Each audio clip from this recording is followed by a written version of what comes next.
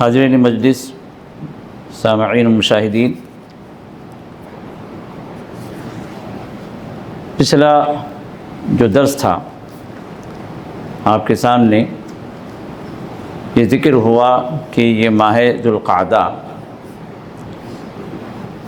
ان محترم مہینوں میں سے ہے جن کو محمد رسول اللہ صلی اللہ علیہ وسلم نے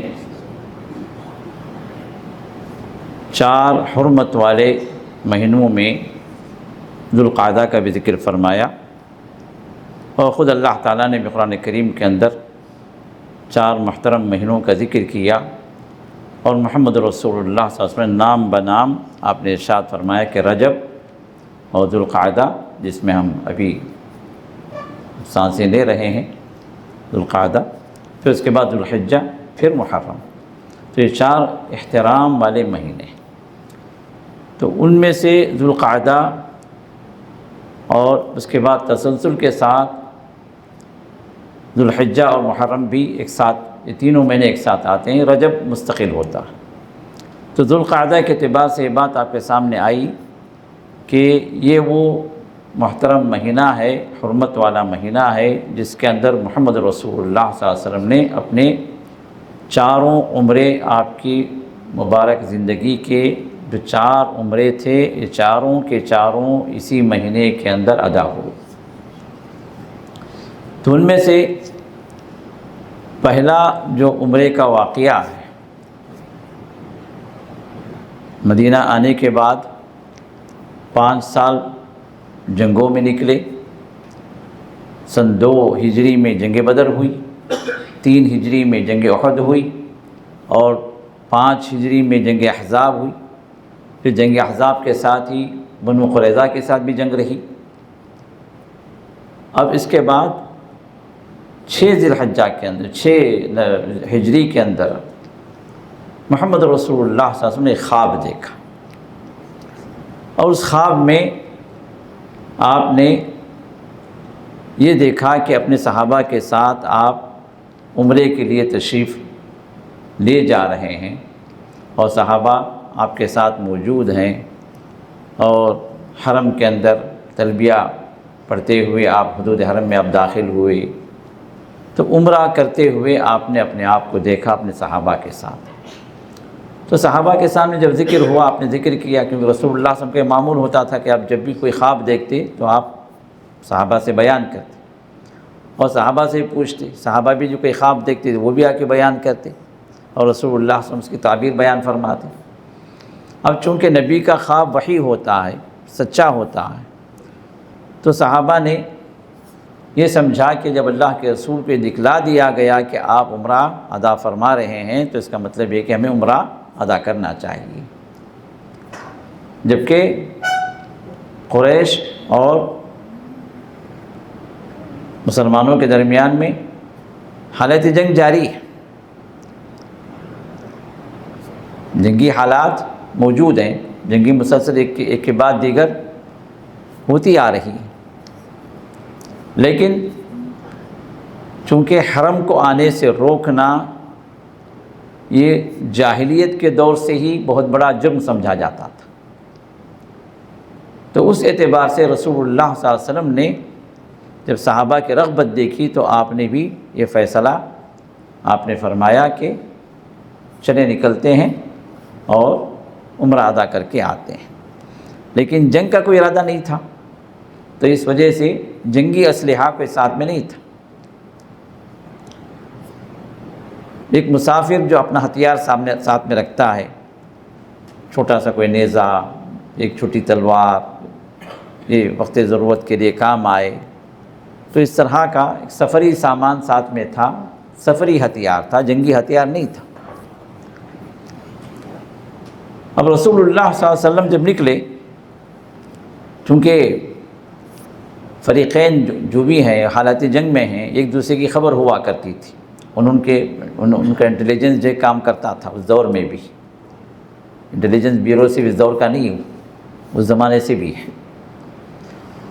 تو قریش کو اطلاع مل گئی کہ رسول اللہ صلی اللہ علیہ وسلم اپنی جماعت کے ساتھ نکلے ہیں، تو انہوں نے یہ سمجھا کہ رسول اللہ صلی اللہ علیہ وسلم حملے کے لیے آ رہے ہیں۔ تو جواب میں خالد بن ولید جو ہے اپنی ایک بٹالین لے کے رسول اللہ صلی اللہ علیہ وسلم کے ساتھ مقابلے کے لیے نکل گئے۔ اب رسول اللہ صلی اللہ علیہ وسلم کو اطلاع ملی کہ بھائی ایک فوج آ رہی ہے ہم سے لڑنے کے لیے، اور رسول اللہ صلی اللہ علیہ وسلم لڑنے کے لیے نہیں نکلے تھے، آپ تو عمرے کے لیے نکلے تھے۔ تو آپ نے راستہ بدل دیا،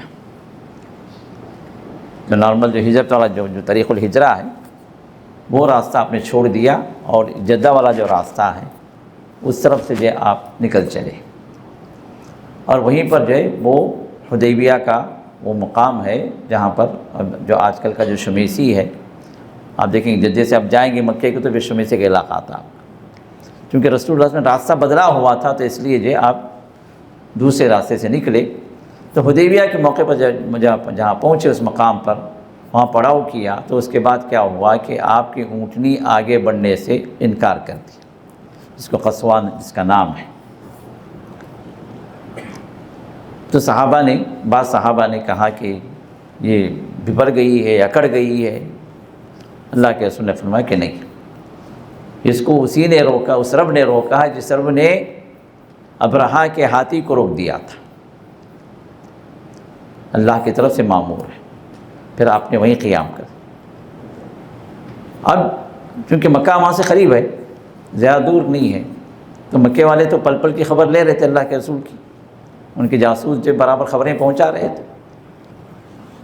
تو اب انہیں معلوم ہوا کہ رسول اللہ صلی اللہ علیہ وسلم اپنے 1400 صحابہ 1500 صحابہ کے ساتھ مکے کے قریب آ گئے، پڑاؤ کیے، لیکن ان کو ایک خدشہ تھا کہ کہیں ایسا نہ ہو کہ وہ حملے کے لیے آئے ہوں، بظاہر جو حالت احرام میں ہوں لیکن در پردہ، کیونکہ جنگ ہے نا، الحرب خدعہ، جنگ کے اندر دھوکہ، ہمیشہ جو فریقین ایک دوسرے کو دھوکے دینے کے چکر میں رہتے ہیں، تو کہیں ایسا نہ ہو کہ دھوکے میں مارے جائیں۔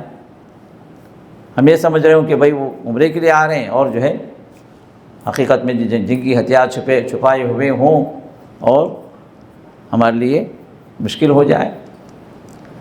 تو اب انہوں نے جو ہے وہاں سے لوگوں کو رسول اللہ صلی اللہ علیہ وسلم کے حالات دریافت کرنے کے لیے بھیجا۔ کبھی جو ہے بدیل بن ورقہ کو بھیجا، وہی قبیلے کے سردار تھے، کبھی جو ہے احباش جو قبائل جو تھے ان کا جو سردار جو تھا اس کو بھیجا، اور اس کے بعد عروہ بن مسعود الثقفی، یہ بھی ایک بہت بڑا مقام رکھتے تھے قریش کے درمیان میں، ان کو بھیجا، جاؤ جا کر جو ہے صحیح خبر کیا ہے دیکھ کر آؤ۔ تو یہ آئے، عروہ بن مسعود ثقفی کہتے ہیں کہ میں جب پہنچا تو دیکھا، جب واپس وہ قریش کی طرف جاتے ہیں، جا کر یہاں کے اخبار وہاں بیان کرتے ہیں، تو ان کا بیان یہ ہے کہ اے رؤسائے قریش، میں بڑے بڑے شہنشاہوں کے دربار میں گیا، کسریٰ کے دربار میں بھی گیا، روم کا شہنشاہ قیصر کے دربار میں بھی گیا، اور حبشہ کا جو بادشاہ نجاشی کے دربار میں بھی گیا، لیکن کہیں میں نے وہ منظر نہیں دیکھا جو منظر میں نے اصحاب رسول کے ساتھ دیکھا۔ یہ رسول اللہ کے ساتھ جو لوگ آئے ہوئے ہیں نا، تم ان کا مقابلہ نہیں کر سکتے۔ یہ اتنے جانثار ہیں، اتنے جو ہے اپنے نبی سے پیار کرنے والے ہیں کہ وضو بھی کرتے ہیں تو وضو کا پانی نیچے گرنے نہیں دیتے، اپنے ہاتھوں میں لیتے ہیں، مل لیتے ہیں، اپنے جسم پر مل لیتے ہیں، یہاں تک کہ اگر تھوکتے بھی ہیں تو وہ تھوک بھی نیچے گرنے کے لیے نہیں دیتے، لوگ اشارے پر اپنی جان قربان کرنے تیار ہیں۔ تم ان لوگوں کے ساتھ ٹکر نہ لو۔ یہ اگر بظاہر حالت احرام ہی میں ہیں، ان کے ساتھ ہدی ہیں، ہدی کا مطلب وہ جانور جو مکہ پہنچ کے قربان کیے جائیں گے۔ رسول اللہ صلی اللہ علیہ وسلم 70 جانوروں کو لے کر نکلے تھے، ہدی ہے ان کے ساتھ میں، تو ان کو عمرہ کرنے دو، عمرہ کر کے چلے جائیں۔ لیکن قریش نے کہا کہ اگر ہم اسی طرح اگر ہم نے چھوڑ دیں تو اس کا مطلب یہ ہوا کہ کل کے دن عرب میں ہمارے بارے میں ہماری جو ہیبت ہے ختم ہو جائے گی، لوگ سمجھیں گے کہ ہم جب محمد سے دب گئے، محمد صلی اللہ علیہ وسلم جیسے چاہے اس طرح وہ مکے میں آ جائے اور ہم کچھ نہ کر سکیں۔ چاہے عمرے کے لیے کیوں نہ ہو، لیکن ہمارا بات ہماری چلے گی۔ وہ ہماری اجازت کے بغیر آئے ہیں تو ہم ان کو نہیں دیں گے۔ تو بات اسی اثناء میں بات کے حل کے لیے رسول اللہ صلی اللہ علیہ وسلم نے حضرت عثمان بن عفان کو بھیجا جا کر، کیونکہ وہاں پر کچھ مستضعفین بھی تھے، کچھ جو ہے وہ صحابہ بھی تھے جو وہاں سے نکل نہیں پائے، مکے سے ہجرت نہیں کر پائے۔ ویسے بھی کچھ لوگ موجود تھے جن کو قرآن نے مستضعفین کہا، کمزور لوگ تھے، وہ قریش کے پنجوں میں وہ انہی کے زیر اثر رہے، اور قریش کی مخالفت میں جو ہے نکل کر ہجرت کرنے کے قابل اتنی طاقت نہیں تھی ان کو۔ تو اللہ کے رسول نے دو باتوں کے لیے حضرت عثمان کو بھیجا۔ ایک تو کہا کہ جا کر ان لوگوں سے بتاؤ کہ ہم جو ہے صرف اور صرف عمرے کے لیے آئے ہیں، کوئی اور مقصد نہیں ہے ہمارا، ہمیں چھوڑ دیا جائے اور ہم برا کر کے نکل جائیں گے۔ اور دوسری بات ہے کہ جو مستضعفین ہیں، جو کمزور مسلمان ہیں وہاں پر، ان کو تسلی دو، دلاسا دو، وہ وقت قریب ہے جس میں انشاءاللہ اللہ تعالی ہمیں فتح نصیب فرمائیں گے۔ ان دو باتوں کے لیے وہ گئے، اور چند مسائل پر اور چند نقاش اور چند رؤساء سے بات چیت ہو رہی تھی، تو وہ معاملہ لمبا ہو گیا۔ جو مدت میں ان کو واپس ہونا تھا وہ مدت طویل ہو گئی۔ اب اسی اثناء میں بعض لوگوں نے یہ افواہ اڑا دی کہ حضرت عثمان کو شہید کر دیا گیا، تو ایک بہت بڑا سانحہ۔ تو رسول اللہ صلی اللہ علیہ وسلم نے اور صحابہ نے جب اس خبر کو جب یہ شائع ہو گئی، افواہ جب ہوتی ہے نا تو اچھے اس کے لپیٹ میں آ جاتے، تو معاملے کی تہ تک پہنچنے کا کوئی راستہ بھی نہیں تھا، اور ان کو گئے ہوئے کئی دن ہو گئے، اور معاملہ یہ کہ ہمیں آگے بڑھنا ہے کہ واپس جانا ہے، کوئی فیصلہ نہیں کر پا رہے۔ تو ایسی صورت میں عثمان کے بارے میں جو افواہ جو اڑی، وہ رسول اللہ صلی اللہ علیہ وسلم نے اس کو سچ جان لیا، اور صحابہ کو بھی صحابہ بھی بپر گئے کہ کیسے یہ ممکن ہے کہ ایک سفیر کو قتل کیا جائے، ایک قاصد کو قتل کیا جائے، بہت بڑی بدمعاشی، بہت بڑا جرم ہے۔ تو اب انہوں نے کہا کہ یا تو ہم عثمان کے خون کا بدلہ لیں گے، یا ہم اپنا خون بہا دیں گے، مطلب ہم جو ہے شہید ہو جائیں گے۔ تو حالات بڑے سنگین ہو گئے۔ تو رسول اللہ صلی اللہ علیہ وسلم نے ایسے موقع پر ان صحابہ سے 1400 صحابہ سے اپنے بیعت لی، اس کو کہتے ہیں بیعت رضوان۔ اسی کا ذکر اللہ تعالیٰ بیعت الشجرہ میں اللہ نے، بیعت الشجرہ کے نام سے بھی اللہ نے اس کو ذکر کیا سورۃ الفتح کے اندر۔ سورۃ الفتح کے اندر یہ پورا واقعہ موجود ہے، پورا باقی کی ترتیب نہیں ہے لیکن یہ حالات اس میں مذکور ہیں۔ اب یہاں پر ایک بات یہ آتی ہے کہ رسول اللہ صلی اللہ علیہ وسلم کو اگر علم غیب اگر ہوتا تو آپ وہیں پر کہتے نہیں بھئی عثمان اپنے کسی معاملے سے تاخیر ہو گئے ہیں، آ جائیں گے، اور بیعت کا یہ مرحلہ ہی نہیں آتا، کیونکہ بیعت الرضوان یہ وہ صحابہ ہیں جو مخلص صحابہ تھے، جو اللہ اس کے رسول کو چاہنے والے تھے، نہتے ہونے کے باوجود بھی، جنگی ہتھیار نہ ہونے کے باوجود بھی اللہ کے خاطر، اللہ کے دین کے خاطر وہ اپنی جانوں کو قربان کرنے کے اللہ کے رسول کے ہاتھ بیعت کی۔ اسی وجہ سے ان کے لیے معافی کا اعلان بھی اللہ نے نازل فرمایا، اور یہی معافی کا اعلان اللہ نے اس سے پہلے جنگ بدر والوں کو بھی اللہ تعالیٰ نے معافی کا اعلان اللہ نے عطا کیا، اور فرمایا کہ اعملوا فقد غفرت لکم۔ اللہ کے رسول نے ارشاد فرمایا، جنگ بدر میں شریک صحابہ کو دیکھ کر اللہ نے فرمایا کہ تم جو چاہے عمل کرو، اعملوا ما شئتم، تم جو چاہے عمل کرو، میں نے تمہیں معاف کر دیا۔ تو اسی طرح کی خوشخبری یہ اہل رضوان، یہ بیعت رضوان والوں کے لیے بھی رسول اللہ صلی اللہ علیہ وسلم نے بیان فرمائی۔ تو اب پہلی بات تو یہ ہے کہ اس واقعے سے یہ بات ثابت ہوتی ہے، کیونکہ آج کا ہمارا درس کیا ہے کہ کیا اسباق ہمیں ملتے ہیں اس حدیبیہ کے اس واقعے سے، جس کو تاریخ میں یا احادیث میں یا سیرت کی کتابوں میں صلح حدیبیہ کے نام سے ذکر کیا گیا۔ ابھی صلح جو ہوئی اس کے نکات بھی میں آپ کے سامنے رکھوں گا۔ تو پہلی بات تو یہ ہے کہ یہاں پر رسول اللہ صلی اللہ علیہ وسلم سے صحابہ کی جو محبت تھی اس کا اظہار، کس حد تک شدید محبت تھی، اور یہ بیان کرنے والا ایک کافر شخص تھا جو جا کر قریش کے سامنے صحابہ کی جان ساری اور ان کی محبت کا ذکر فرماتا ہے، ذکر کرتا ہے، تو یہ شخص اس وقت کافر تھا، اور وہ کہہ رہا ہے کہ ایسے محبت کرنے والی قوم میں نے کہیں نہیں دیکھی، کسی بادشاہ کے ساتھ ایسے محبت کرنے والے لوگ نہیں دیکھے، اور نصیحت بھی کرتا ہے کہ تم ان سے جنگ نہ کرو، ان کو تعرض نہ کرو، ان کو چھوڑ دو، عمرے کے لیے آئے ہیں تو عمرہ کر کے نکل جائیں گے۔ اور یہاں پر یہ بات یہ بھی واضح ہوتی ہے کہ رسول اللہ صلی اللہ علیہ وسلم کے جسد مبارک سے، آپ کے جسم سے جڑی ہوئی جو چیز ہے وہ بابرکت ہے، وہ بابرکت ہے، یہاں تک کہ آپ کے وضو کے قطرات یہ بھی برکت والے ہیں، آپ کا تھوک یہ بھی برکت والا، کیونکہ رسول اللہ صلی اللہ علیہ وسلم نے تھوک کے ذریعے سے کئیوں کا علاج بھی کیا نا۔ حضرت علی کی آنکھ خیبر کے موقع پر جو ہے آنکھ آئی ہوئی تھی، آنکھ کا درد تھا، آنکھ سویل ہو گئی تھی، انفیکشن تھا، تو رسول اللہ صلی اللہ علیہ وسلم صرف اپنا لعاب مبارک آپ نے لگایا۔ اسی طرح ایک یہودی کو قتل کر کے جب واپس آ رہے تھے عبداللہ بن عتیق، یہ جو ہے اس وقت غالب محمد مسلمہ، یہ جب واپس آ رہے تھے تو جب وہ کودے قلعے سے تو پیر کی ہڈی ٹوٹ گئی، رسول اللہ صلی اللہ علیہ وسلم نے اپنا لعاب مبارک اس پر لگایا اور ہاتھ پھیرا تو ایسی ہو گئی کہ انہوں نے کہا کہ پہلے جتنا میں دوڑتا تھا اس سے کہیں زیادہ دوڑنے لگا اس پیر سے۔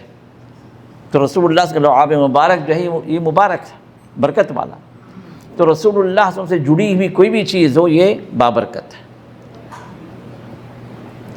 اور اسی میں ایک بات مجھے آپ کے سامنے عرض کرنی ہے، ہمارے اپنے معاشرے میں یا اپنے ملکوں کے اندر آثار مبارک کھولتے ہیں لوگ، جس کو منہ مبارک بھی کہتے ہیں، تو اللہ کے رسول کا منہ سے مراد یہ منہ نہیں ہے، یہ فارسی والا منہ ہے۔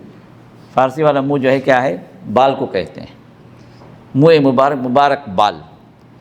اب یہ بال کے اعتبار سے ربیع الاول کے اندر بعض مسجدوں میں یا بعض جگہوں پر جہاں پر یہ آثار رکھے گئے ہیں وہاں پر کھولے جاتے ہیں اور لوگوں کو دیدار کا شرف دیا جاتا ہے، لوگ جو دیکھتے ہیں اور جو کچھ چومتے بھی ہیں، پتہ نہیں کیا کیا لوگ کرتے ہیں۔ اب یہ کہاں تک جو ہے اس معاملے کے لیے کہاں تک اجازت ہے، اس پر جو ہے میں 1 منٹ آپ کا لوں گا۔ دیکھیے، اگر رسول اللہ صلی اللہ علیہ وسلم کا واقعتاً وہ بال اگر ثابت اگر ہے کہ رسول اللہ صلی اللہ علیہ وسلم نے وہ بال کسی کو دیا اور وہ بال یہاں تک پہنچا، یہ سند اگر ہے، شجرہ اگر ہے، تو پھر ہم کہیں گے کہ ہاں بھئی یہ بال اللہ کے رسول کا ہے، واقعتاً بابرکت ہے۔ یہاں تک کہ آپ کا اللہ کے رسول کا پسینہ بھی بابرکت ہے۔ وہ میہانی رسول اللہ صلی اللہ علیہ وسلم کا پسینہ انہوں نے جمع کیا، اللہ کے رسول اٹھ گئے جب سو رہے تھے، چمڑے کی شیٹ تھی جس پر آپ لیٹے ہوئے تھے، پسینے کی وجہ سے، یہ گرمی کی وجہ سے پسینہ زیادہ نکلا، تو انہوں نے کیا کیا، ایک بوتل وہ لے آئی اور وہ پسینہ اس میں جمع کرنے لگے۔ اللہ کے رسول اٹھ گئے، بیدار ہو گئے، کہا کہ میہانی کیا کر رہی ہو؟ کہا کہ اللہ کے رسول آپ کا مبارک پسینہ، اور ہم اپنی خوشبوؤں میں ملائیں گے تو یہ ہماری خوشبوئیں کہیں پیچھے رہ جاتی، یہ آپ کا پسینہ اتنا زیادہ خوشبودار ہو جاتا۔ اب واقعتاً اللہ کے رسول کا ہی وہ بال اگر ہے تو قابل احترام، بابرکت ہے، لیکن سوال یہ ہے کہ کیا وہ بال رسول اللہ صلی اللہ علیہ وسلم کا ہے؟ پوچھیں گے تو یہ وہابی ہے جی، یہ مانتا نہیں اللہ کے رسول کو، اس کو عزت نہیں ہے، اس کو رسول کا احترام نہیں ہے، جو کہ انکار کر رہا ہے۔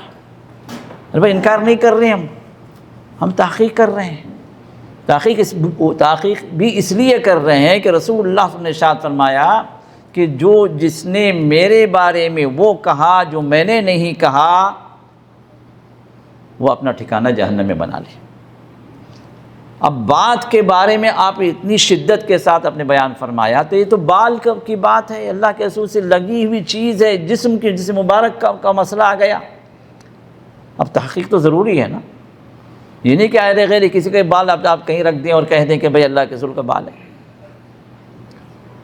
اور حالات ہی بتاتے ہیں جہاں رسول اللہ صلی اللہ علیہ وسلم حجۃ الوداع کے موقع پر اپنے بال منڈوائے اور تقسیم فرمائے، حدیث ثابت ہے، بخاری کی حدیث ہے، آپ اپنے بال منڈوائے سر کے اور اپنے صحابہ میں تقسیم کرنے کا بھی آپ نے حکم دیا، تقسیم ہوئے، لیکن جہاں تقسیم ہوئے وہاں کوئی ایک بال نہیں رہا اور پورے بال اڑ کر انڈیا، پاکستان اور بنگلہ دیش میں پہنچ گئے۔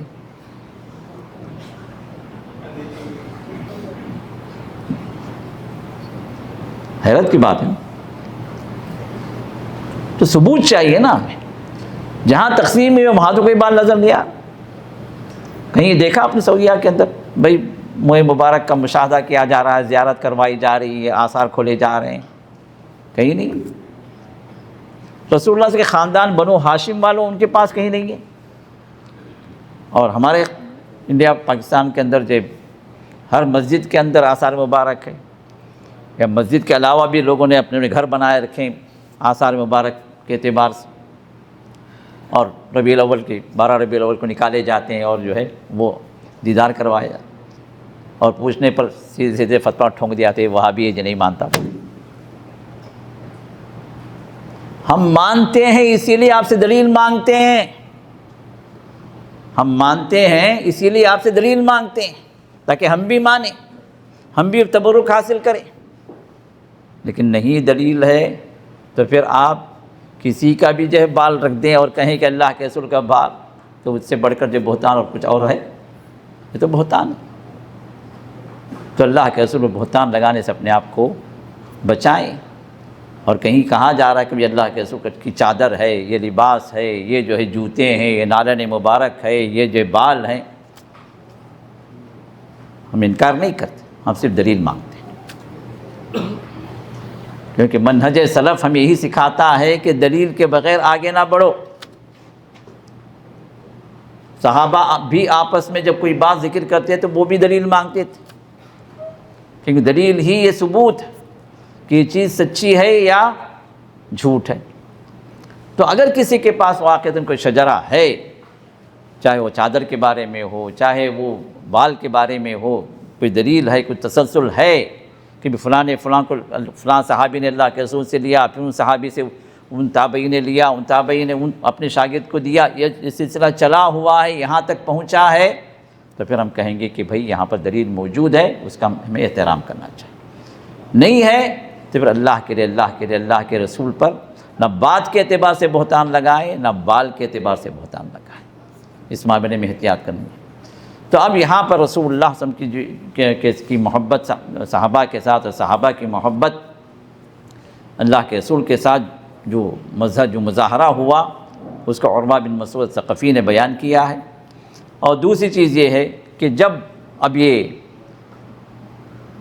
خبر پہنچ گئی قریش کو کہ نہیں بھائی یہ جو عمرے ہی کے لیے آئے، لیکن ان کو صرف اپنے ناک کی پڑی تھی، بھئی عرب کے اندر ہمارے بارے میں پھر کیا لوگ کیا کہیں گے، ہمارا روب دبدبہ کہاں جائے گا، لوگ ہم سے ڈرتے ہیں، ہمارا ایک روب ہے، اگر ہم ان کو ایسے آسانی سے چھوڑ دیے، یہ آئے اور عمرہ کر کے نکل گئے، پورے عرب کو معلوم ہے حالت جنگ ہے، ہماری جنگیں جاری ہیں، اور یہ عمرے کے لیے جب یہ آئے اپنی منمانی کرتے ہوئے آ گئے اندر، عمرہ کر کے نکل گئے، تو پھر ہمارا روب کیا رہا، عرب کیا کہیں گے ہمارے بارے؟ نہیں، ہمیں ان کو کسی بھی طرح روکنا ہے۔ اب انہوں نے کیا کیا، صلح کے لیے ایک محترم شخصیت کو انہوں نے چنا اپنے درمیان سے، جن کا نام تھا سہیل بن عمر۔ یہ آئے اللہ کے رسول کے پاس اپنا ڈیلیگیشن لے کے اپنے وفد کے ساتھ، تو رسول اللہ صلی اللہ علیہ وسلم کو خبر مل گئی کہ صلح کے لیے قریش تیار ہوئے ہیں، اور یہاں عہد نامہ تیار ہو، اور صلح کے لیے جو شروط ہیں وہ شروط اس پر فیصلہ ہو۔ سہیل کے بارے میں اطلاع ملی اللہ کے رسول کو، تو آپ نے فرمایا کہ سہیل امرکم، کہ تمہارا معاملہ آسان کر دیا گیا۔ کیسے؟ آنے والے کا نام کیا تھا؟ سہیل تھا۔ سہیل کا مطلب آسان، آسانی والا۔ تو رسول اللہ صلی اللہ علیہ وسلم نے ان کے نام سے آپ نے نیک فالی لی، اچھا گمان کیا، اچھا خیال کیا۔ تو نیک فعل دو طرح کا ہوتا ہے، ایک نیک فعلی، ایک بد فعلی۔ بد فعلی کا ہے بدشگونی، جس کو عربی میں طیرہ کہا گیا۔ تو رسول اللہ صلی اللہ علیہ وسلم نے ارشاد فرمایا الطیرۃ شرکن، بد فعلی لینا یہ شرک ہے۔ کیسے؟ بد فعلی کا مطلب کیا ہے؟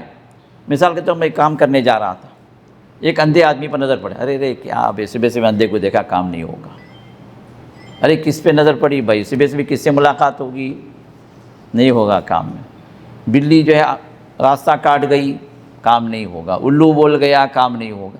تو اس طرح کے جو لوگوں کے درمیان میں جو بدشگونیاں ہیں، یہ کیا ہے؟ یہ ہے طیرہ، یہ ہے شرک۔ رسول اللہ صلی اللہ علیہ وسلم نے ارشاد فرمایا کہ کام کا کرنے والا، کروانے والا کون ہے؟ اللہ تعالیٰ۔ اب رکاوٹ اگر اللہ تعالیٰ روکے تو پھر وہ کام رکے گا۔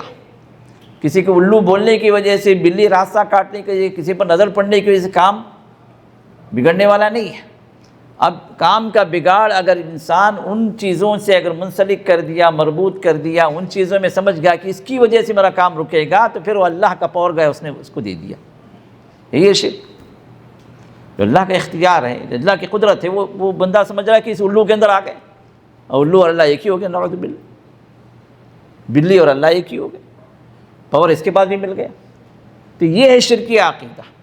تو اب اس کے بارے میں اللہ کے رسول نے ارشاد فرمایا کہ اگر کوئی اس طرح کا عقیدہ رکھے تو کیا کرنا ہے اس کو؟ وہ کام کر گزرنا، رکنا نہیں۔ بلی راستہ کاٹ گئی، نہیں کرنا ہے، میں اس کام کے لیے نکلا، اللہ پورا کرے گا، نکلنا، جانا، اس کے خلاف کرنا۔ اور الفاظ کے اعتبار سے بھی اللہ تعالیٰ سے مغفرت مانگنی ہے، اللہم لا طیر الا طیرک ولا خیر الا خیرک ولا الہ غیرک۔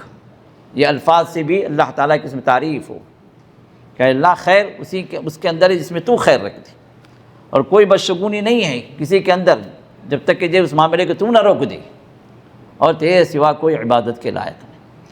تو ایک مسلمان اور بدشگونی، بدفعلی لے، یہ ممکن ہی نہیں، پاسبل نہیں۔ یہ اور بات ہے کہ ہمارے معاشرے کے اندر یہ منحوس عقیدے، یہ نحوست والے عقیدے، بدفعلی والے عقیدے بھرے پڑے۔ اللہ معاف فرمائے، اللہ اصلاح فرمائے ہمارے اپنے مسلمانوں کی۔ لیکن رسول اللہ صلی اللہ علیہ وسلم جس چیز کو جو ہے آپ پسند فرماتے تھے وہ نیک فعلی، اچھا گمان کرنا، اچھا خیال کرنا کسی کے بارے میں۔ اب یہاں پر سہیل آئے تو رسول اللہ صلی اللہ علیہ وسلم نے فرمایا سہل امرکم، سہیل آئے تو معاملہ بھی تمہارا آسان کر دیا جائے گا، اور اللہ تعالیٰ نے آسان کر دیا۔ تو اب سہیل آئے، بیٹھے کہ ہم جو ہے آپ سے صلح کرنے کے لیے آئے ہیں۔ ٹھیک ہے بھائی، چلو۔ صلح کے لیے 4 بنیادی باتیں تھیں، کئی ایک امور تھے لیکن 4 بنیادی باتیں۔ پہلی بات کیا تھی؟ پہلے بھائی لکھو۔ اب صلح نامہ کے لکھنے کے لیے حضرت علی کو بلایا گیا، بخاری کی روایت۔ حضرت علی بیٹھے لکھنے کے لیے، اللہ کے رسول ڈکٹیٹ کروا رہے ہیں، لکھو بھائی۔ کیسے لکھنا ہے؟ بسم اللہ الرحمن الرحیم، کیونکہ لکھنے والے مسلمان تھے نا، وہ لوگ نہیں لکھ رہے تھے، لکھنے والے مسلمان تھے، حضرت علی کاتب تھے۔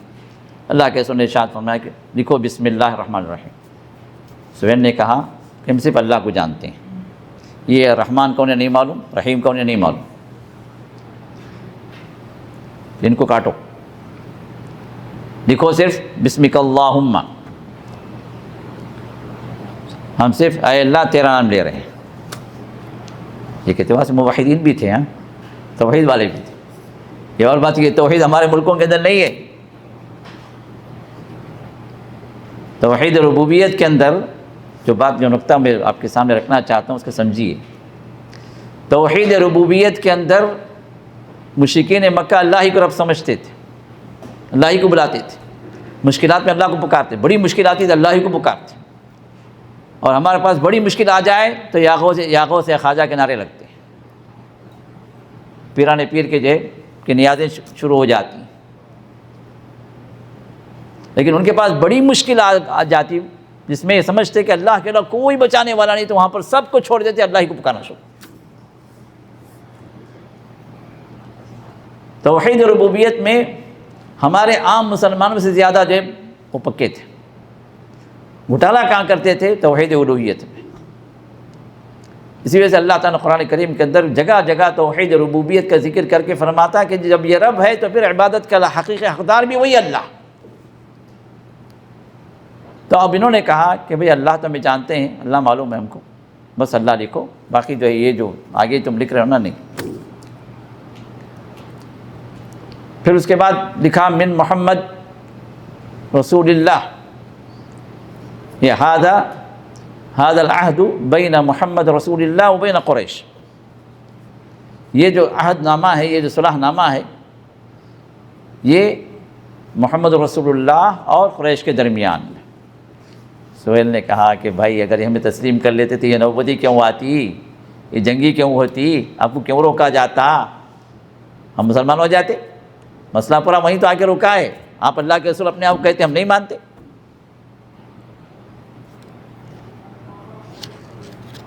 تو کہا کہ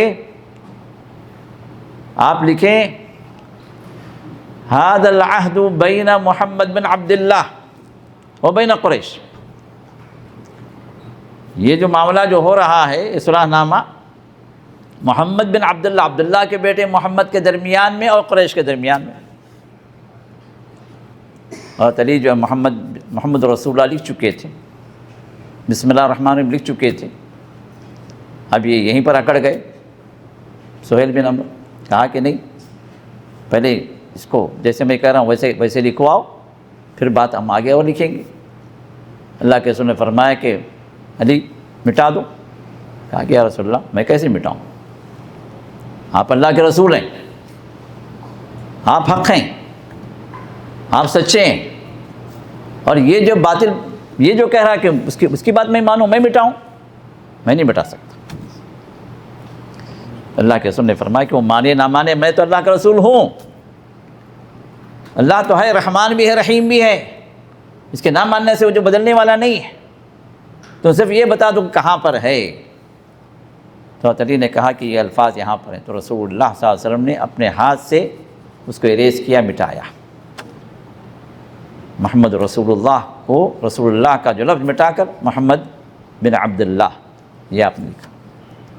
صحابہ یہیں سے جز بز ہو گئے، یہ کیسی ذلت ہے، یہ کیسا جو ہے ہم ان کے تابع ہو کر ان کی بات مان کر ہمیں آگے بڑھنا۔ اب آگے کی شرطیں تو اور خطرناک تھیں۔ کہا کہ پہلی شرط یہ ہے کہ آپ اس سال اب جو آئے ہیں آپ لوٹ جائیں گے، عمرہ نہیں کریں گے آپ لوگ، اور اگلے سال آئیں گے اسی وقت میں، اسی مہینے میں عمرہ کریں گے، بغیر اسلحے کے آئیں گے، وہی مسافر والا اسلحہ ہوگا، اور 3 دن آپ مکے میں قیام کریں گے، اس کے بعد آپ نکل جائیں گے۔ پہلی شرط۔ صحابہ بولے کہ کیسے ممکن، ہم حالت احرام میں آئے ہیں، ابھی تک احرام نہیں اترا ہمارا، مکہ قریب ہے، ہمارے ساتھ قربانی کے جانور موجود ہیں، جن کو جو قلادے پہنائے ہوئے وہ لوگ لائے ہدی کے لیے، اب یہ سب کیا ہوگا، ہم احرام نہیں اتار کے واپس چلے جائیں گے۔ صحابہ پریشان۔ دوسری شرط، ہمارے اور آپ کے درمیان میں 10 سال جنگ نہیں ہوگی، کیونکہ جنگ میں وہ لوگ بھی تباہ ہو چکے تھے، جنگ کبھی کسی کا خیر نہیں کرتی، تو جنگ جو ہے کسی کا خیر نہیں کرتی، تو جنگ سے وہ لوگ بھی پریشان، تو اسی لیے وہ آگے بڑھے، کہا کہ 10 سال تک ہم جو ہے جنگ روک دیں گے، کوئی جنگ نہیں ہوگا مدن میں۔ اللہ کے رسول نے مان لیا، اور صحابہ یہاں بھی بھائی ہم جو ہے غلبہ پا رہے ہیں، ہم طاقت ہمیں مل رہی ہے، اور 10 سال تک جب جنگ روک دی گئی تو پھر اس کا مطلب یہ ہوا کہ جو ہے ہم مکہ فتح نہیں کر سکتے، 10 سال تک مکے پہ حملہ نہیں ہو سکتا، پھر 10 سال مکہ تو ہم سے دور ہو گیا، یہ ان کے ذہنوں میں چل رہا، لیکن اللہ کے رسول نے مان لیا۔ تیسری شرط، ہماری طرف سے کوئی بندہ، ہمارا کوئی بندہ اگر آپ کے پاس آ گیا، اسلام لا لیا، تو آپ اس بات پر مجبور ہوں گے کہ آپ اس کو واپس کر دیں ہمارے پاس، لیکن آپ کا کوئی بندہ ہمارے پاس اگر آ جائے تو ہم واپس نہیں کریں گے۔ صحابہ نے کہا یہ کیسی شرط ہے بھائی، ادھر آئے تو واپس کریں، ادھر بیعت واپس کریں، نہیں، یہ تیسری شرط ہے، مان لی گئی۔ چوتھی شرط، آپ کا کوئی ساتھ دینے والا قبیلہ اگر کوئی حلیف بننا چاہتا ہے تو اختیار، وہ آپ کا ساتھ، وہ آپ کا حلیف بن جائے۔ اور ہمارے ساتھ قریش کے ساتھ کوئی قبیلہ حلیف بننا چاہتا ہے، ساتھ دینا چاہتا ہے، معاہدہ کر لینا چاہتا ہے ہمارے ساتھ میں، ہماری پارٹی میں، یہ پارٹی بازی ہے، محمد کی پارٹی میں کوئی جانا چاہے تو چلا جائے، ہمارے قریش کی پارٹی میں کوئی قبیلہ آنا چاہے آ جائے۔ لیکن اب اس میں ہوگا یہ کہ جو ہمارے پاس آ گیا اس سے بھی جنگ نہیں کریں گے آپ، اس سے جنگ کرنا یا اس کی جنگ میں ساتھ دینا، یہ جو ہے معاملے کی خلاف ورزی ہوگی۔ جس کے ساتھ حلیف ہوگا گویا اس کے ساتھ بھی جنگ بندی ہوگی۔ اب ہوا یہ کہ بنو بکر جو ہے یہ قریش کے حلیف بن گئے، اور بنو خزاعہ اللہ کے رسول کے حلیف بن گئے، اور آگے جو انہی دونوں کی وجہ سے وہ معاہدہ ٹوٹا، تو رسول اللہ صلی اللہ علیہ وسلم نے اس کو بھی مان لیا۔ وہ 4 شرطیں تھیں اور سائن ہو گئے، گواہ اپنے اپنے انگوٹھے ثبت کر دیے، گواہوں میں ابو بکر بھی تھے، عمر بھی تھے، عبد الرحمن بن عوف بھی تھے، کیونکہ سب قریش کے، اور ادھر قریش سے جو لوگ وفد آیا ہوا تھا انہوں نے بھی اپنے اپنے وہاں پر دستخط کر دی، ہو گئے شاہدین۔ اب ہو گیا معاملہ، ابھی یہاں سے اٹھ نہیں پائے کہ سہیل بن عمر کے لڑکے ابو جندل یہ مسلمان اسلام لا چکے تھے، اور ان کے اسلام کی وجہ سے ان کا یہ باپ جو سہیل کیا کیا تھا کہ ان کو اپنے کسی قید خانے میں ڈال کر بیڑیوں سے جکڑ کر رکھا ہوا، لوہے کی زنجیریں تھیں۔ اب چونکہ باپ یہاں پر آیا ہوا تھا تو ان کو موقع ملا تو وہاں سے وہ نکلے، اور ان کو پتا تھا کہ اللہ کے رسول آئے ہوئے ہیں ادھر، تو سیدھے وہ اس امید سے آئے کہ اللہ کے رسول ان کو لے کے ساتھ چلے جائیں گے، اور یہاں پر معاہدہ تیار ہو چکا تھا، دستخط ہو چکے تھے، اور یہ آئے تو دیکھا زنجیریں لگی ہوئی ہیں، اور وہ آئے، مسلمان دیکھ رہے ہیں۔ سہیل نے کہا کہ دیکھو اگر تم اس کو ساتھ لے جاؤ گے تو یہ پہلی وعدہ خلافی ہوگی اس صلح کی۔ صلح کے اندر کیا تھا؟ کفار سے کوئی آئے مسلمان بن کر، مکے سے کوئی مسلمان بن کر آ گیا تو اس کو کیا کریں گے؟ واپس کریں گے، تو واپس کرو۔ رسول اللہ صلی اللہ علیہ وسلم نے کہا کہ ابو جندل معذرت کے ساتھ ہمارا صلح اس بات پر ہوا ہے تو میں صلح کی خلاف ورزی نہیں کر سکتا۔ دیکھیے وعدہ وفائی، دیکھیں یہ ہے صلح جو وعدہ وفائی سکھا رہی ہے، تو ان کو واپس کر دیا۔ اب بات ہی ختم ہوئی تو ابو بکر کے پاس حضرت عمر اٹھے اور کہا کہ اے اللہ کے رسول، کیا آپ اللہ کے رسول نہیں ہیں؟ کہاں کہ اللہ کا رسول۔ آپ نے جو خواب دیکھا وہ سچا نہیں ہے؟ کہاں کہ سچا، خواب وہی ہوتا۔ پھر یہ کیوں یہ ذلت کا یہ سودا، اتنا دب کر ہم کیوں ان کے ساتھ مصالحت کریں؟ اگر آپ اشارہ کریں تو ہم اپنی جانیں قربان کر دیں گے۔ بیعت تو ہو چکی تھی، بیعت رضوان کی، اتنا دب کر ہم ان کی سب کی باتیں ہم کیوں مانیں؟ کہا کہ میں اللہ کا رسول ہوں، اللہ کی خلاف ورزی میں نہیں کر سکتا۔ بات سمجھ میں نہیں آئی عمر کو۔ عمر تو جوشیلے آدمی، گرم خون، حرارت ایمانی کہیں 1000 وولٹ پہ سے بھی آگے، تو ابو بکر کے پاس آئے۔ ابو بکر کیا ہم حق پر نہیں؟ کہا کہ حق پر ہیں۔ کیا اللہ کے رسول سچے نہیں ہیں؟ کہا سچے ہیں۔ حضور کا خواب سچا نہیں تھا؟ کہا سچا۔ پھر ہم کیوں روک دیے گئے؟ یا تو خواب سچا ہونا چاہیے یا پھر یہاں ہمیں روکا نہیں جانا چاہیے۔ تو ابو بکر نے کہا کہ اللہ کے رسول نے کیا تم سے یہ کہا کہ اسی سال تم عمرہ کرو گے؟ اللہ کے رسول کو عمرہ کرتے ہوئے دکھایا گیا، عمرہ ہوگا، اب نہیں ہوتا بعد میں ہوگا، یہ کہیں نہیں کہا گیا کہ اسی سال کرو گے۔ یہ ہمارا اپنا اجتہاد تھا، ہمارے شوق کو دیکھ کر ہم نکل گئے تھے، اللہ کے رسول نے ہمارے ساتھ موافقت کر دی، لیکن اللہ کے رسول نے یہ نہیں فرمایا کہ اسی سال ہم عمرہ کریں گے، نہ قرآن نے کہا۔ تھوڑا سا ماتھا ان کا ٹھنکا حضرت عمر کا، کہا کہ ٹھیک ہے، لیکن پھر یہ جو ہے دب کر جو مصالحت کرنا، یہ ہماری بے عزتی ہے، اس کے اندر ہماری ذلت ہے، ہم کیوں اس ذلت کو ہم جو ہے قبول کریں؟ کہا کہ عمر، دیکھا ابو بکر کا ایمان دیکھا، کہا کہ عمر وہ اللہ کے رسول ہیں، وہ جو بھی کریں گے وہ اللہ کی جانب سے وہ حکم ہوگا، اس کو تسلیم کر لو۔ حضرت عمر فرماتے ہیں یہ جو میں نے اس وقت جو کلام جو کیا تھا، اعتراض جو کیا تھا، زندگی بھر میں صدقہ و خیرات اور نوافل کی کثرت کر رہا ہوں تاکہ اس کی تلافی ہو جائے جو اس وقت میں نے مخالفت کی۔ اب معاملہ ختم ہوا تو اللہ کے رسول نے فرمایا اپنے اپنے احرام کھول دو، اپنی قربانیاں کر دو اور احرام کھول دو، جو قربانیاں ساتھ میں لائیں۔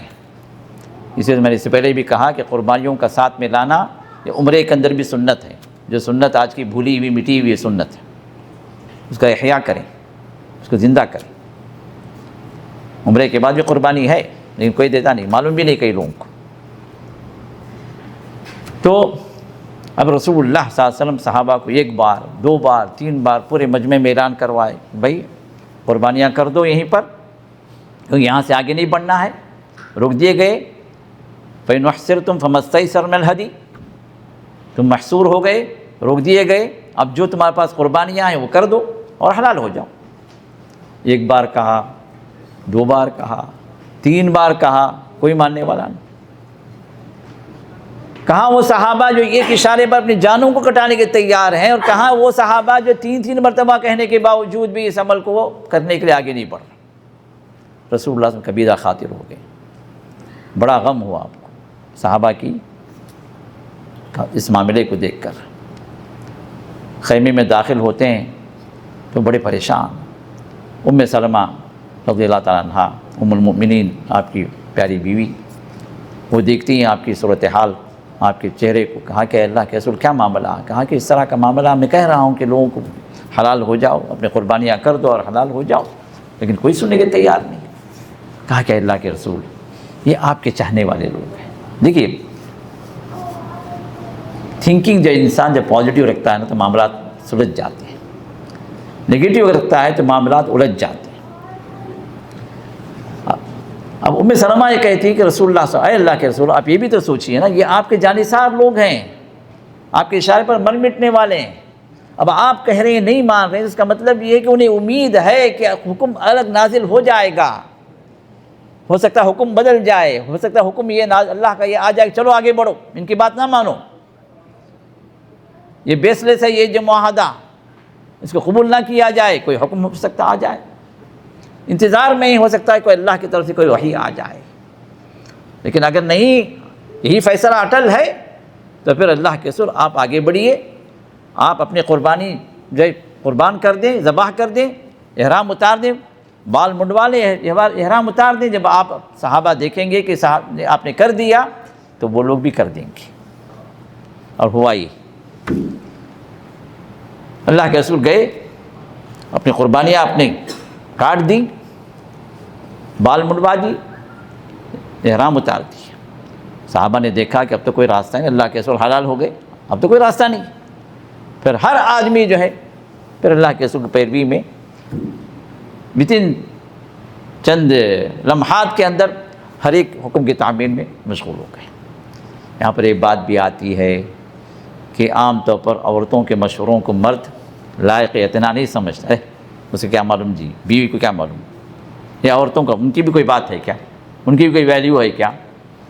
اب کتنا قیمتی مشورہ تھا جس پر اللہ کے رسول نے قبول کیا، اور اس مشورے کی وجہ سے کتنا بڑا مسئلہ حل ہو گیا۔ یہ اور بات ہے، کوئی ضروری نہیں کہ آپ ہر بات بیوی کی مانیں، لیکن بیوی سے مشورہ لیا کریں۔ بسا اوقات آپ کے دل و دماغ میں کوئی بات نہیں آتی، اس وقت آپ کے ٹینشن کی وجہ سے اس بندی کی بات جو ہے وہ وہاں پر کارگر ہو جاتی ہے۔ لیکن کوئی ضروری نہیں کہ وہ جو کچھ کہے آپ اسی پر عمل کریں۔ آپ کا دماغ اللہ نے آپ کو بھی دیا ہے، سوچیں سمجھیں، لیکن اگر بات سیدھی ہے، بات جو ہے قابل قبول ہے، تو قبول کرنے میں بھی کوئی حرج نہیں سمجھنا چاہیے. یہ نہیں کہ بھئی اس کی بات میں کیسے مانوں، نہیں. یہاں پر کوئی جو ہے غیرت والی بات یا کوئی جو ہے سپیریورٹی والی بات کوئی نہیں ہے. بات اگر مناسب ہے تو بیوی سے یہ مشورہ لیا جائے اور اس مشورے پر عمل بھی کیا جا سکتا ہے، جیسے اللہ کے رسول نے یہاں پر کیا. تو اب اس کے اندر جو ہے اللہ جب واپس یہ ہوا، یہ واپس جو چلے، تو صحابہ کبیدہ خاطر تھے. صحابہ جو ہے خوش نہیں تھے کہ روک دیے گئے. بڑے اشتیاق سے آئے، اتنا لمبا سفر کر کے، 8 دن کا سفر اور ریگستان کا سفر، اور بغیر عمرے کے واپس جا رہے ہیں، اور یہ ذلت کا سودا کیا ہوا ہے، دب کر جو ہے یہ صلح کی شرطیں مان لی گئی ہیں. صحابہ جو ہے خوش نہیں تھے. واپسی کا سفر شروع ہوا تو اللہ نے سورہ فتح نازل کر دی، جو آیات ہمارے قاری صاحب نے تلاوت کی.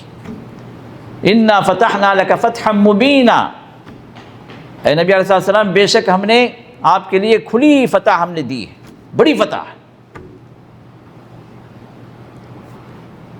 حضرت عبداللہ بن مسعود فرماتے ہیں تم لوگ فتح سمجھتے ہو، مکہ فتح جب فتح ہوا، فتح مکہ کو تم فتح سمجھتے ہو، جب ہم صحابہ صلح حدیبیہ کو فتح سمجھتے تھے. کیونکہ اللہ تعالیٰ نے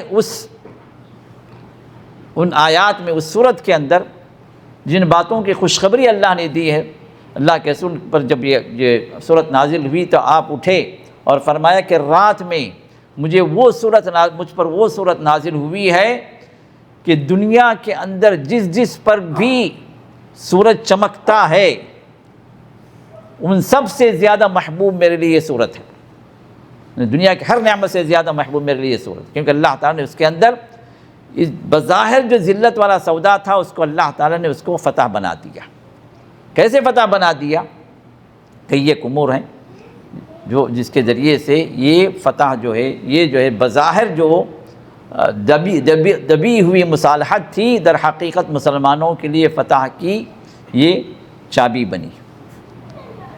پہلی بات تو یہ تھی کہ قریش کبھی جو مسلمانوں کو اپنے برابر نہیں سمجھو، اور صلح کا معاملہ آتا کہاں؟ جب سامنے والا بھی اپنے برابر ہو، آپ اس کا مقابلہ نہیں کر سکتے، وہاں پر بندہ صلح پر آتا. یہ مسلمانوں کی پہلی کامیابی تھی کہ قریش کی طرف سے مسلمانوں کو اس لیول پر انہوں نے سمجھا کہ اب ان سے مقابلے کے بجائے ہم جو ہے صلح کر لیں، اور 10 سال کا معاہدہ کریں، ٹائم مانگے تاکہ وہ تیاری کریں. تو یہاں مسلمانوں کا رعب و دبدبہ ظاہر ہوا، اور اس کے منفی اثرات، اس کے نیگیٹو جو معاملات جو ہے پورے عرب پر پڑے کہ قریش نے مصالحت کر لی مسلمانوں کے ساتھ. اور پھر 10 سال کا یہ جو معاہدہ جو تھا، یہ خود رسول اللہ صلی اللہ علیہ وسلم مسلمانوں کے لیے بہت بڑی نعمت تھی. کیوں؟ اب یہ جو دعوتی معاملات میں رسول اللہ صلی اللہ علیہ وسلم اپنے آپ کو مشغول کر دی. جب تک اس سے پہلے کیا ہوتا تھا، بھئی اب حملہ ہوگا، اب قریش اب آ کے لڑیں گے، اب جنگ ہوگی، اب جنگ کی تیاری مشغول ہر قدم پہ. اب 10 سال کے لیے راحت جو ہوئی، اب اس کے اندر کیا ہے، رسول اللہ صلی اللہ علیہ وسلم نے اپنے دعوتی قافلوں کو بھیجنا شروع کیا، اسلام پھیلنے لگا. 1 سال کے اندر ہی آپ اگلا سال جو تھا وہ عمرۃ القضاء تھا، اس کے بعد والا سال فتح مکہ کا. 2 سال کے اندر رسول اللہ صلی اللہ علیہ وسلم 1400 صحابہ جو نکلے تھے، 2 سال کے اندر 10,000 کا لشکر مکے کے سرزمین پر تھا. یہ اس صلح حدیبیہ کا ہی یہ جو اثر تھا جو اللہ تعالیٰ نے ظاہر. وہ ابو جندل کو اللہ کے رسول نے واپس کیا، بظاہر ذلت تھی اس کے اندر، لیکن کیا تھا، ابو جندل کیا کرے، ٹھیک ہے بھائی آپ مجھے نہ لے کے جائیں، میں ادھر واپس بھی نہیں جاتا. نکل گئے. وہ کہاں آ گئے؟ مکے سے شام کی طرف جانے والا جو راستہ تھا وہاں بیٹھ گئے. وہاں اپنا انہوں نے مقر بنا لیا. اب جو بھی مکے سے بھاگتے تھے مسلمان، ان سے آگے جڑ جاتے تھے. اب ان کا قافلہ بن گیا. اب جو بھی قریش کے قافلے چلتے شام کی طرف، سب ان کے راڈار میں، کوئی قافلہ صحیح سلامتی کے ساتھ نہیں پہنچتا تھا. تنگ آ گئے. قریش تنگ آ کے کہا کہ بھائی ہم واپس لیتے ہیں اس معاہدے کو، جتنے لوگ تمہارے پاس جو آ رہے ہیں نا لے لو، تم راستے میں مت چھوڑو، ہمارا راستہ تو کم سے کم صحیح سلامت ہو جائے، ہماری تجارتیں صحیح سلامت ہو جائیں. خود آ کے جو ہے اس معاہدے کو ختم کیے. اور دوسرا معاہدہ جو ختم ہوا بنو بکر اور جو بنو خزاعہ، جو حلیف بنے ایک دوسرے کے، اللہ کے رسول کے، اور جو ہے بنو خزاع اللہ کے رسول کی طرف آئے اور بنو بکر ان کی طرف گئے، تو ان دونوں کے درمیان میں جنگ ٹھن گئی، تو قریش نے بنو بکر کے ساتھ مدد کی، تب یہ معاہدہ خلاف ورزی، تو یہیں سے معاہدہ ختم ہو گیا۔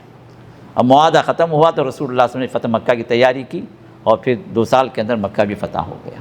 تو کئی اعتبار سے، اور اسی میں اللہ تعالیٰ نے جب یہ سورہ فتح نازل فرمائی تھی، وہاں پر خیبر کی فتح کا بھی اللہ نے ذکر کر دیا، ابھی نہیں ہوئی، ابھی خیبر کا معاملہ آیا ہی نہیں۔ خیبر کا معاملہ تو سن 7 ہجری میں آیا، محرم کے اواخر میں، سفر کے ابتدا میں، واپس جانے کے بعد، اور اللہ تعالیٰ نے اسی کے اندر جو سورہ فتح جب نازل فرمائی تھی، وہیں پر اللہ تعالیٰ نے فرمایا کہ وَمَغَانِمَ كَثِيرَةً يَأْخُذُونَهَا، اور تمہیں مال غنیمت بہت ملے گا جو مسلمان حاصل کریں گے۔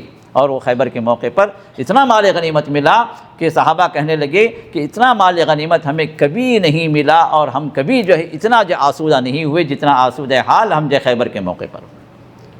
تو خیبر کی فتح کا بھی اللہ نے اس میں ذکر کر دیا، پھر اس کے بعد آگے جو ہے فتح مکہ کا بھی اللہ تعالیٰ نے اس کا ذکر کر دیا، اور رسول اللہ کا خواب جو سچا جو خواب جو ہوا اللہ نے اس کا بھی ذکر کر دیا اسی وقت میں۔ لقد صدق اللہ، آخر میں جو سورہ فتح کے آخر میں جو آخری رکوع ہے، لقد صدق اللہ رسولہ الرؤیا بالحق، کہ واقعی اللہ تعالیٰ نے اپنے نبی کے خواب کو سچ کر دکھایا۔ ابھی ہوا نہیں، وہ واپس تو آ گئے نا بغیر عمرے کے، لیکن اللہ نے صورت نازل کی ایسے جیسے ہو گیا وہ، یعنی مطلب ہونا ہی ہونا، اس میں کوئی شک ہی نہیں ہے۔ یہ سال نہیں ہوا، اگلے سال ہو گیا، ہونے سے بعد اللہ نے کہا کہ ہو گیا۔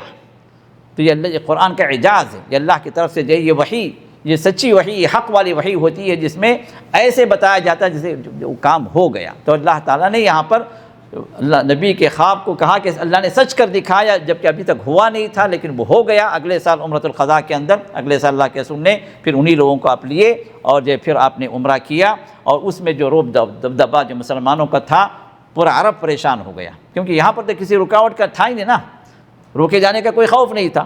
تو مسلمان کثیر تعداد میں جمع ہو گئے تھے، اور مکے کے اندر رسول اللہ سے وہاں پر کہا کہ دیکھو اب یہ قریش کیا کیے، مسلمانوں سے ہٹ گئے، بھئی ہم ان کا سامنا نہیں کرنا چاہتے، 3 دن کا ان کو لمیٹیشن دے دیے نا، تو مکے کے اندر 3 دن کے یہ لوگ قیام کریں گے، تو اپنے گھر چھوڑ کے نکل گئے۔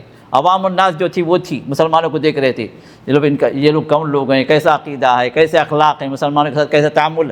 تو اسلام مکے کے عام لوگوں کے اندر پھیل گیا۔ جو رؤسائے قریش تھے وہ نفرت کی وجہ سے ہٹ گئے تھے، لیکن جہاں بڑے بڑے گھر تھے، پہاڑ وغیرہ تھے، اونچائی سے دیکھ رہے تھے، اللہ نے فرمایا کہ اب ہماری قوت کا مظاہرہ کرنا ہے، اور یہیں سے شروع ہوا وہ پہلا عمرہ، عمرۃ القضاء میں، جس میں استباع بھی آیا اور رمل بھی آیا، اس سے پہلے نہیں تھا۔ استباع کیا ہے؟ جس میں آپ کیا کرتے ہیں، پہلے طواف میں کیا کرتے ہیں، اپنی چادر کو سیدھے آپ جو مونڈا ہے اس کے نیچے سے آپ نکالتے ہیں، تاکہ یہ مونڈے کا یہ جو اس کی جو خوبصورتی ہے، اس کی جو طاقت ہے، یہ واضح ہو۔ اور پھر اس کے ساتھ رمل کا بھی اللہ کے حکم ہے۔ رمل کیا ہے؟ یہ جاگنگ اسٹائل میں، بھاگنے کی اسٹائل میں، جس میں طاقت کا مظاہرہ، یہ طاقت کا مظاہرہ۔ تو کیونکہ کفار جو ہے یہ خبر پھیلانے لگے، تو یہ لوگ تو یہاں سے جا کر جو ہے یہ جو بہت ہی جو ہے ہزیل ہو گئے ہیں، بہت کمزور ہو گئے ہیں، یہ جو ہے ان کے ملکوں میں قحط ہے، یہ ہے وہ ہے، بلکہ یہ افواہیں تو دشمن ہمیشہ پھیلاتا ہے نا، تو یہ افواہیں پھیلا دی۔ اللہ نے فرمایا کہ نہیں، اب عمرے کے اندر بھی ہمیں قوت کا مظاہرہ کرنا ہے، تو اس لیے رمل بھی اور استباع کو بھی اس وقت رسول اللہ سے مشروع قرار دیا، اور اس کے بعد ہر پہلے طواف کے اندر، یہ چاہے عمرے کا طواف ہو یا طواف قدوم ہو یا حج کا طواف ہو، جو پہلا جو طواف جو ہوگا اس طواف کے اندر رمل بھی ہے اور استباع بھی ہے۔ رمل جو ہے 3 چکر کے اندر، اور استباع پورے 7 چکر کے اندر۔ یہ اس وقت مشروع ہوا ایک حکمت کے خاطر، اور اس کو سنت کے اعتبار سے برقرار کر دیا گیا۔ تو یہ جو بھی سنت اس وقت جو شروع ہوئی، تو اس طرح کی بہت ساری جو چیزیں اس کے اندر جو ہے وجود میں آئیں، جو در حقیقت فتح مکہ کا یہ پیش خیمہ بھی تھا، یہ صلح حدیبیہ، اور اسی کو اللہ تعالیٰ نے فتح مبین کے اعتبار سے اس کو اللہ نے اپنے کلام پاک میں ذکر فرمایا۔ تو آخری بات یہ کہ بظاہر بہت سارے معاملات ہمیں ایسے لگتے ہیں کہ اچھے نہیں ہیں، یہ ہمارے حق میں، ہمارے فیور میں نہیں ہے، یا کہ جو ہم کو پسند نہیں ہے، لیکن حقیقت میں اللہ تعالیٰ اس شر سے اللہ تعالیٰ خیر نکالتے ہیں۔ یہ اللہ تعالیٰ کا قانون ہے، اللہ کی سنت ہے۔ عسیٰ ان تکرہوا شیئا وہو خیر لکم، بسا اوقات وہ چیز تمہیں پسند نہیں ہوتی، لیکن اللہ تعالیٰ اسی میں تمہارے خیر رکھتے ہیں۔